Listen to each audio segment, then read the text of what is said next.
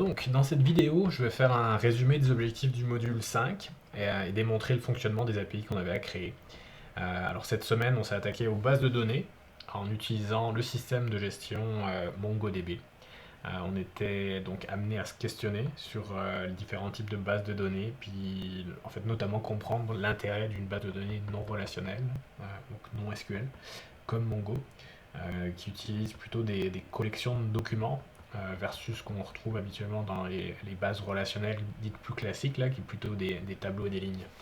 Donc ce que j'ai retenu en gros, c'est que parmi les avantages d'une base de données comme Mongo, il y a entre autres la flexibilité du schéma, la capacité à gérer des données non structurées et le fait qu'elles peuvent évoluer facilement horizontalement. Donc il y a des questions aussi de performance, mais ça dépend du type d'application. Alors les missions qu'on avait à remplir, ça consistait en gros à manipuler les databases Mongo, puis appliquer les opérations de type CRUD. Donc on a des endpoints qui vont créer une base de données, d'autres qui vont les lire, d'autres qui vont les updater ou encore les supprimer. Première chose, c'est y accéder. Donc pour accéder à ces bases de données, utiliser certaines méthodes en facilitant leur manipulation, on a utilisé le package Mongoose dans Node. Donc comment ça fonctionne, c'est grosso modo, avant toute chose, on a besoin d'établir un schéma, c'est-à-dire la structure ou l'organisation des données. Ça spécifie les champs, les types de données, et d'autres types de contraintes, là. Donc là, si on regarde dans ce document-là, enfin dans cette application-là, on va retrouver ce schéma ici. Puis on a deux schémas, un pour les agents et un pour les régions. Pour interagir avec une base de données Mongo, on va avoir besoin d'un modèle Mongoose qui est en fait bâti à partir d'une collection de documents spécifiques dans Mongo et d'un schéma, donc un de ces deux schémas-là. Donc on va créer d'abord une constante. Donc là, si je prends cet exemple-là, là, la constante agent qui représente ce modèle. Donc c'est une sorte de classe qui, qui va contenir donc le modèle qui est défini avec un schéma et une collection. Puis donc cette espèce de classe là, on va l'employer par exemple ici.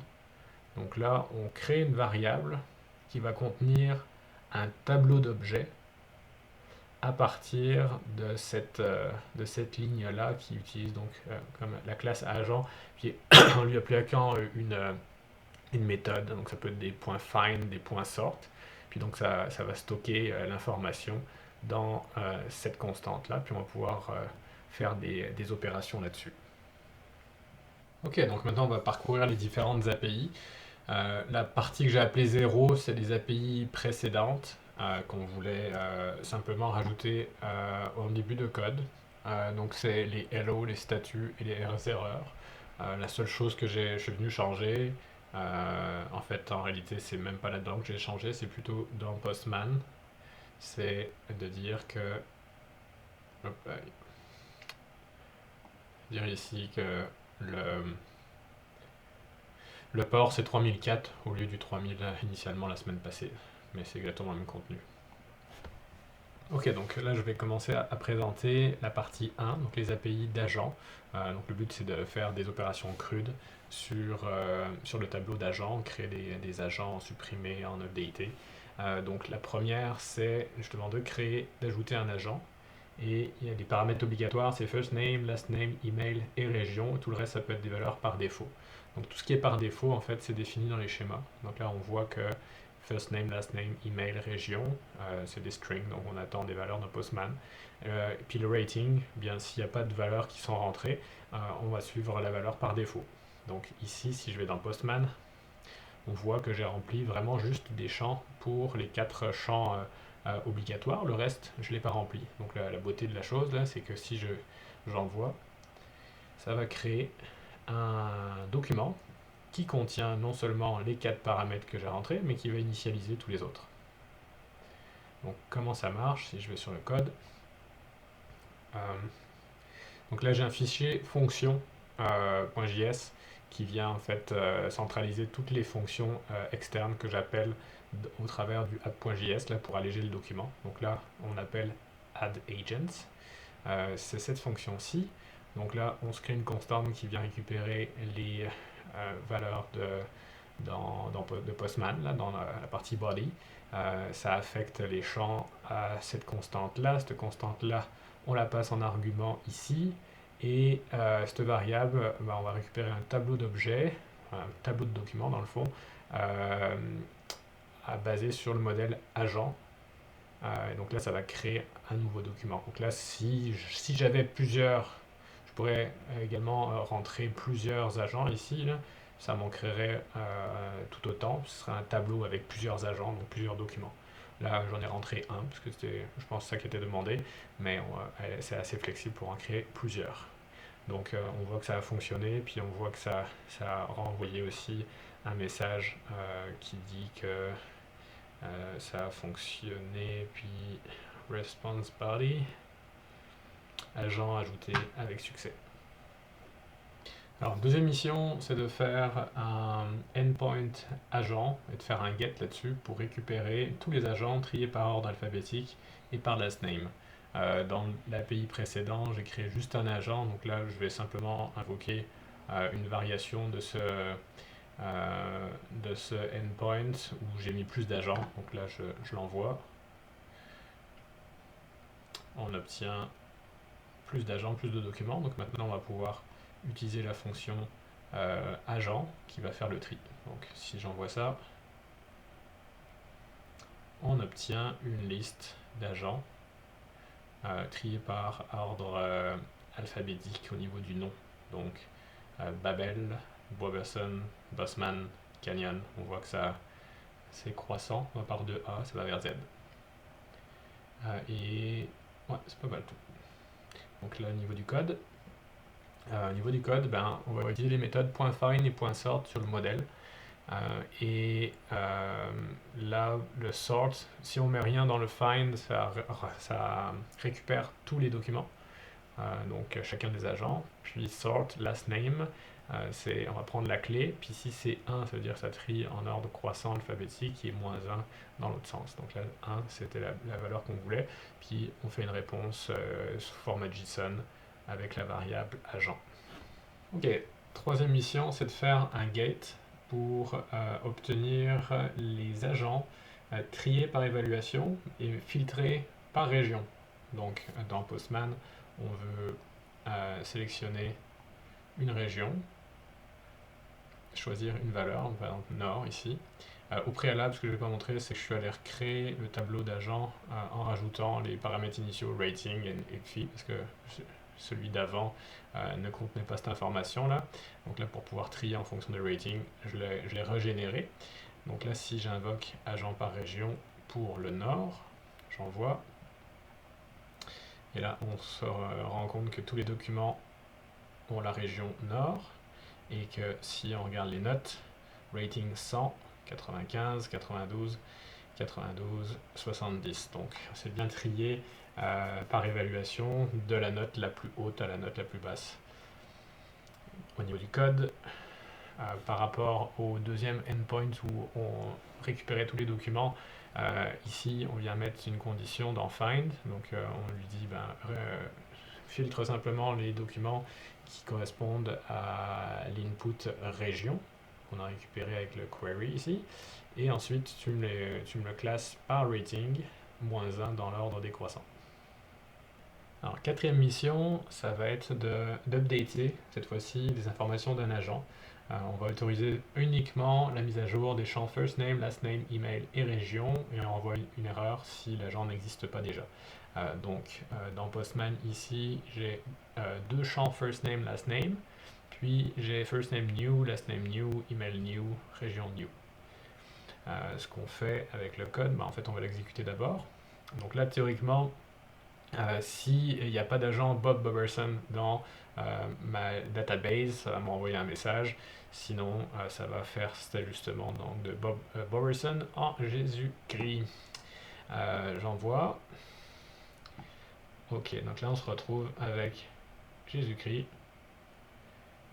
Ces informations sont mises à jour là, mais le rating correspond à ceux de Bob Boberson. Maintenant qu'on n'a plus de Bob Boberson, Si je renvoie ça, agent non trouvé, parce qu'il n'existe plus, il a été remplacé par Jésus-Christ.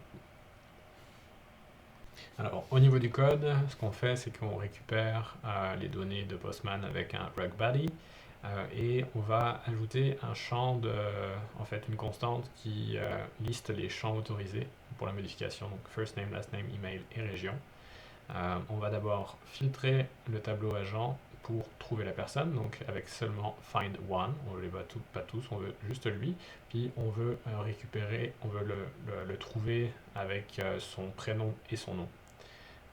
Si on ne le trouve pas, agent non trouvé. Si on le trouve, avant de remplacer les champs, on fait une vérification que le champ fait partie des 4 paramètres qui sont autorisés. Donc avec allowed fields.include, si ça inclut ça, alors on passe la nouvelle valeur de la variable first name new à la place de first name de l'agent. Ok, donc dernier endpoint de cette partie, le delete. Le but c'est de supprimer un agent dès lors que tous les paramètres qui ont été saisis ont une correspondance exacte parmi les documents, donc parmi les agents de la base de données. Donc ici on a tous les champs et par exemple là ça va chercher Bob Boberson. Donc s'il y a une correspondance exacte, ça va le supprimer. S'il y a plusieurs agents qui répondaient à ça, donc si on avait 2 Bob Robinson, ça va nous dire non, il y en a plus que un, donc je ne supprime pas. Donc par exemple, là, tout à l'heure, je vais mettre le rating à 85, j'ai plusieurs agents qui répondent à ça, puis on va voir le message correspondant.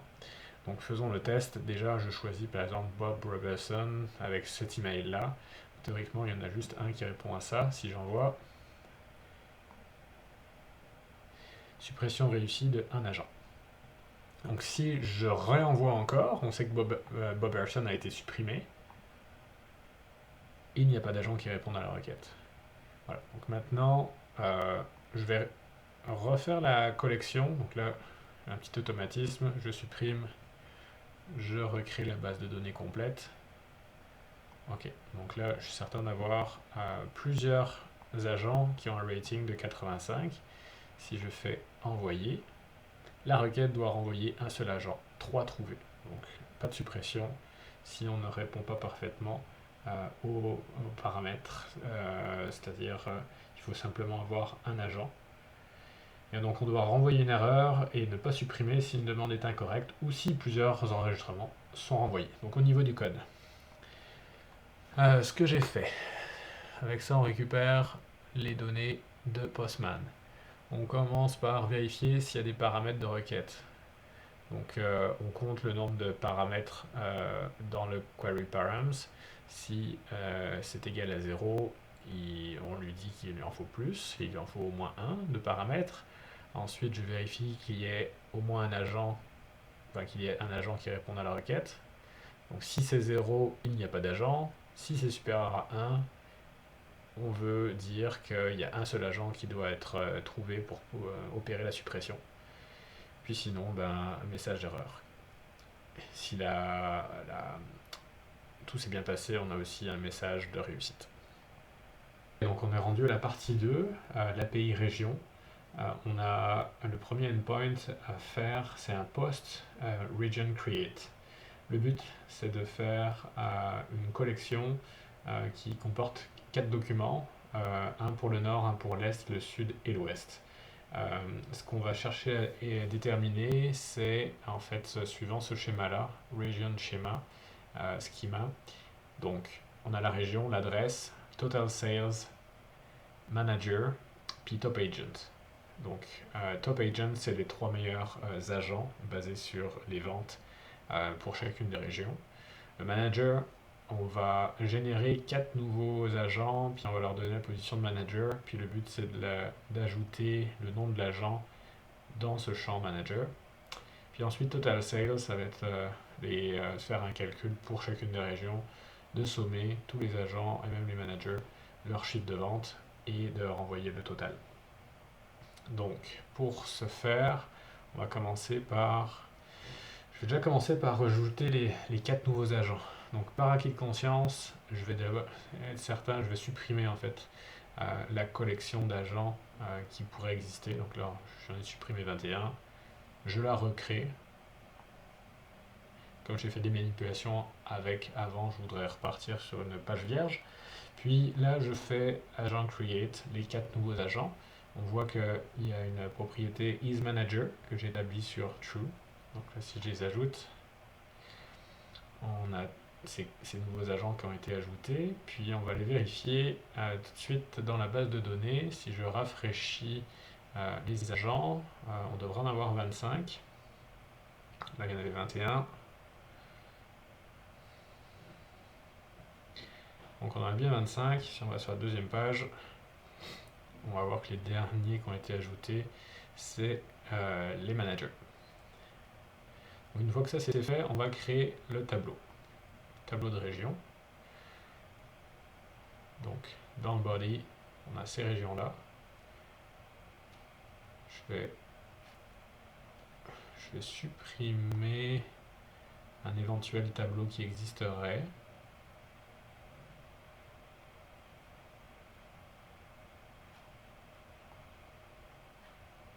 Puis je vais le recréer.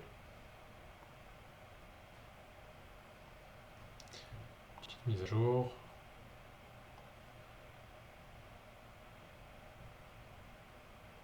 On a bien notre collection de 4 agents, nord, sud, est et ouest. Donc, maintenant, ça va être d'enchaîner une suite de fonctions. Donc, si je vais sur app.js, je vois que j'ai créé une suite de fonctions. Ces fonctions sont dans function.js. Donc, ce qu'on fait, c'est déjà, on delete toutes les régions. Donc là, je l'ai fait manuellement juste avant, mais j'avais pas besoin parce qu'une fois que je vais cliquer sur Region Break Create, ça va d'abord tout supprimer les régions existantes, ça va en recréer.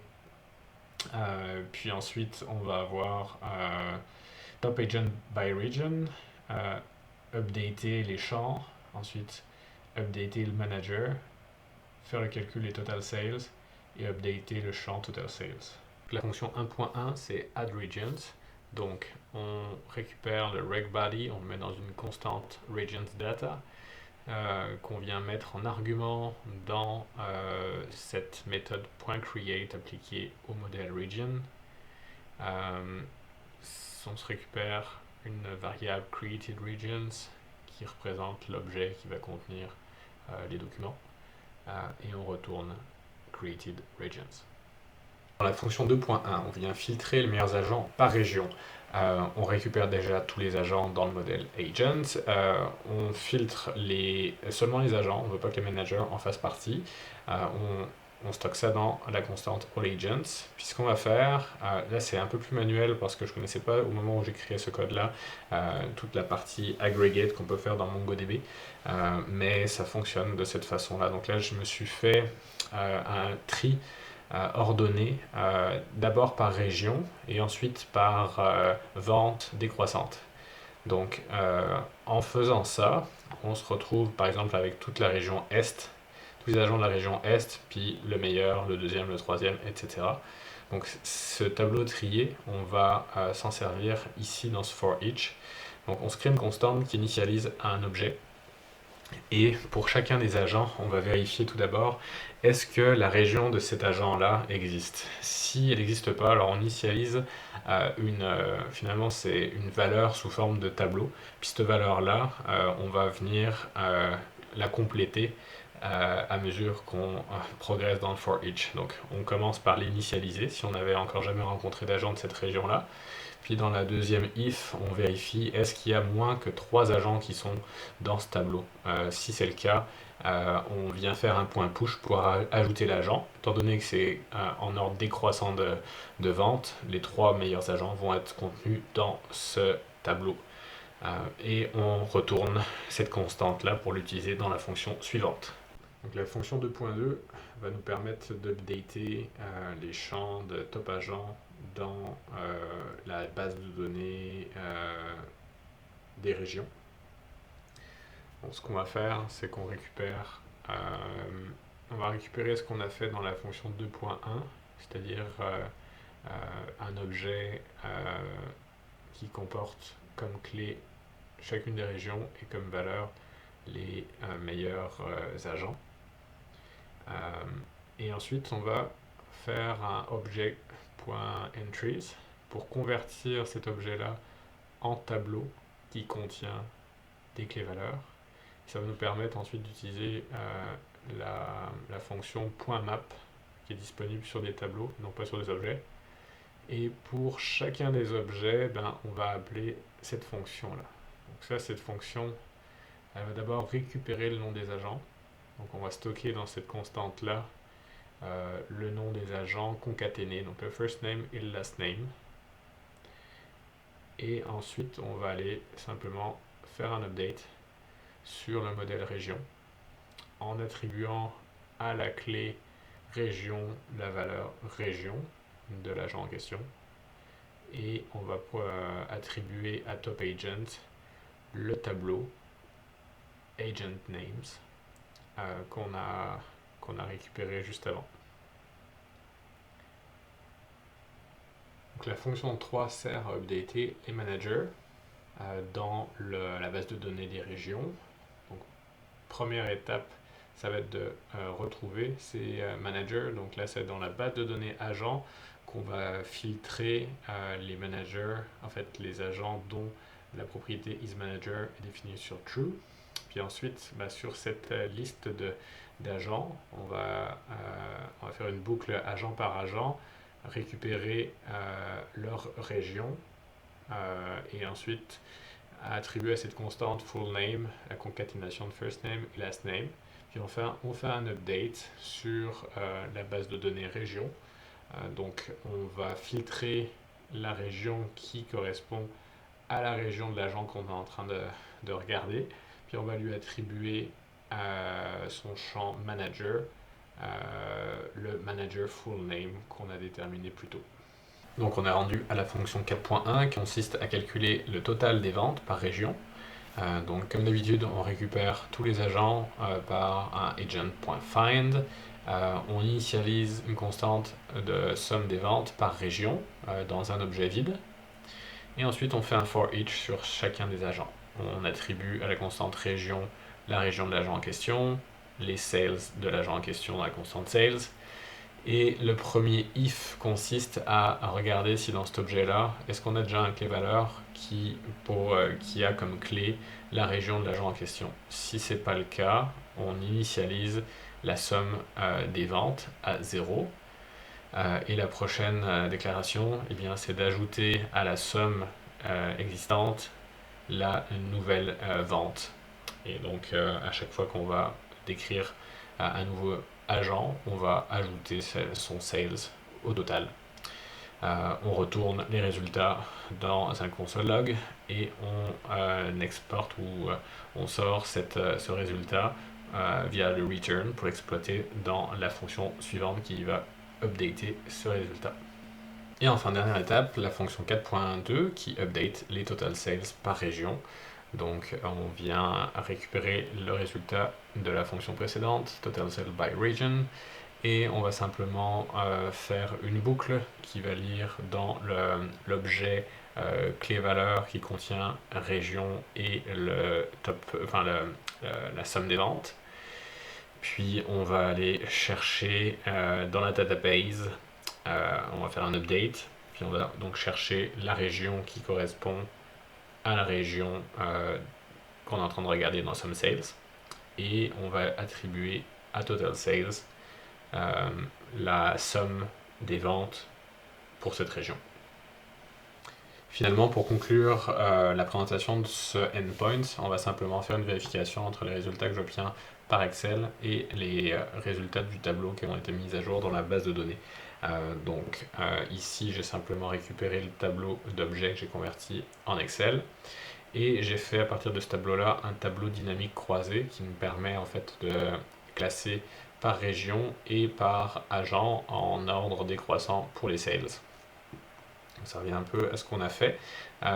Donc nos résultats ici, on les voit, et on voit par exemple pour la région Nord, je suis censé avoir Rodrigo comme manager. Donc allons vérifier ça. Rodrigo, il a la propriété isManager, puis c'est bien pour la région Nord. Si on regarde pour la région Sud, c'est censé être Emma. Région Sud, on a bien Emma. Ensuite, on va faire une vérification pour les top agents. Top agents. Alors ici, il faut que je vérifie que isManager est sur faux parce que j'ai décidé d'exclure. On veut avoir simplement les agents. Donc dans ce contexte-ci, on est censé avoir Zach, Roger et Brutus pour le nord. Zach, Roger, Brutus. Puis on va prendre au hasard l'autre. Est, Dee, Bob et Aaron. Est, Dee, Bob, Aaron, qui sont les 3 meilleurs agents. Ensuite, le calcul des ventes. On voit ici en fait, sauf que là, j'ai décidé de mettre les managers dans le calcul parce que les managers peuvent faire des ventes aussi, selon moi. Donc si on veut simplement savoir le chiffre d'affaires, enfin les ventes totales, on est mieux de les inclure. Donc au final, on devrait avoir pour la région nord 48 000. Région sud 53 000. Non, région sud 73 000. 53 000 pour l'est. Et enfin, on devrait avoir 85 000 pour la région ouest. Donc ça fonctionne bien. Donc on est rendu à l'avant-dernière endpoint, c'est un get pour récupérer les régions, donc toutes les informations sur la région qu'on va définir dans les query param de Postman, et on doit ne pas avoir de doublons pour que la fonction s'exécute. Donc si on va dans Postman, on exécute le set, j'ai un champ région nord, si j'envoie ça, je récupère nord. Si je mets est, je récupère est. Maintenant, si on va simuler le fait qu'on ait un doublon, donc on va dans région create, puis on va copier par exemple la région ouest, une virgule, on envoie, et on va choisir ouest, on envoie, et donc là ça nous informe qu'il y a des doublons de cette région dans la base de données. Maintenant, si on rajoute n'importe quoi, on a aussi un autre message qui va nous dire que la région n'existe pas. Et finalement, 8e et dernier endpoint, c'est un get pour récupérer le meilleur vendeur par région. Cette fois-ci, j'ai employé la méthode aggregate qui est disponible avec Mongo. Donc c'est une méthode plus rapide, plus efficace peut-être que ce que j'ai utilisé dans un exercice précédent, là où finalement on va faire le tri directement sur la base de données plutôt que de récupérer une constante qui contient ces éléments-là puis les manipuler. Donc, première étape, on trie par ordre de région et par ordre décroissant de chiffre de vente. Deuxième étape, on groupe par région et on va déterminer le meilleur agent de ce groupe. Donc, pour la région en question, c'est le premier agent qui vient, c'est-à-dire que comme ça a été classé en ordre décroissant par rapport aux sales, le premier agent rencontré, ça va être notre meilleur agent. Ensuite, on crée notre objet de résultat. On se fait une boucle sur le résultat qu'on a obtenu juste avant, Best Agent by Region. Et donc on établit une constante ID pour la région, Best Agent. Et donc notre objet de résultat, on va avoir un clé-valeur. La clé, ça va être l'ID, donc le nom de la région. Et la valeur, ça va être un objet composé de deux paramètres, le nom, c'est la concaténation du prénom et du nom de famille, et sales, on va chercher le meilleur agent basé sur les sales qu'on a trouvés auparavant. On renvoie le résultat final sous forme de JSON. On voit donc dans Postman le résultat de cette requête, donc AllStar, pas besoin de rentrer de query param ici, on envoie. Et on a notre résultat, donc notre objet avec pour clé le nom des régions et comme valeur un objet composé de clés valeurs, name et sales. On va aller vérifier ça. Donc pour nord c'est Rodrigo, ouest Lila, sud Al et est Di. Nord Rodrigo, est Di, sud Al et ouest Lila. Tout fonctionne bien.